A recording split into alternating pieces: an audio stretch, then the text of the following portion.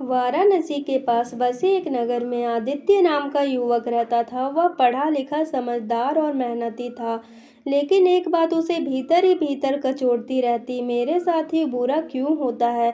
जब भी कुछ अच्छा होने लगता है, कोई न कोई बाधा आ जाती है। कभी नौकरी हाथ से निकल जाती है, कभी कोई अपना धोखा दे देता है। लोग कहते तुम पर शनि देव की दृष्टि है। आदित्य यह सुनकर चिढ़ जाता, अगर भगवान न्याय करते हैं तो मेरे साथ अन्याय क्यों। एक दिन शहर में एक बुजुर्ग ज्योतिषी आए। लोग दूर दूर से अपनी कुंडली दिखाने आए। आदित्य भी पहुंचा और गुस्से में बोला, बताइए मेरा दोष क्या है, क्यों मेरी जिंदगी में इतनी परेशानी है।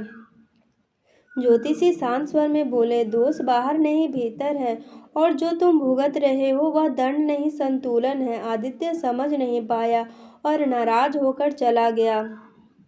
कुछ दिनों बाद शनिवार की रात आदित्य अकेला घर लौट रहा था। अचानक बिजली चली गई, चारों ओर अंधेरा छा गया। तभी उसे लगा कोई उसका पीछा कर रहा हो। वह मुड़ा।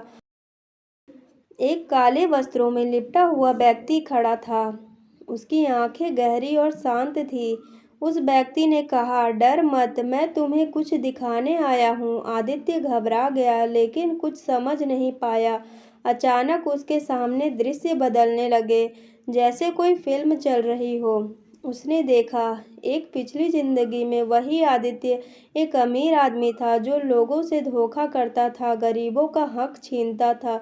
वह हंस रहा था जब लोग उसके कारण रो रहे थे। आदित्य यह देखकर सन्न रह गया।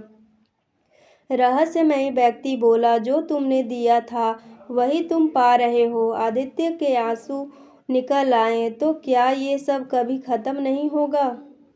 उस व्यक्ति ने कहा, शनिदेव सजा नहीं देते, वे आत्मा को संतुलित करते हैं।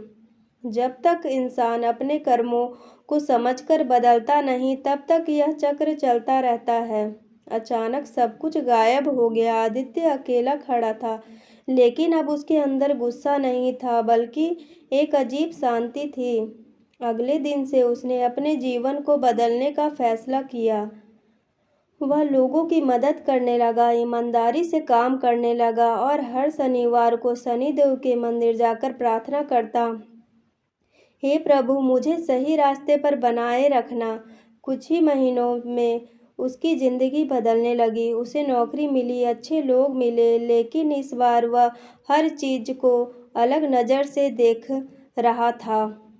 एक दिन वह उसी जगह गया जहां उसे वह व्यक्ति मिला था। वहां एक मंदिर था और उसमें शनि देव की मूर्ति थी। मूर्ति की आंखें बिल्कुल वैसी ही थी। आदित्य समझ गया, वो कोई इंसान नहीं, खुद शनि देव थे। सीख, शनि देव सजा नहीं देते, वे हमें हमारे कर्मों का सच्चा आईना दिखाते हैं, और जो उस आईने में खुद को पहचान ले, वही जीवन में आगे बढ़ता है।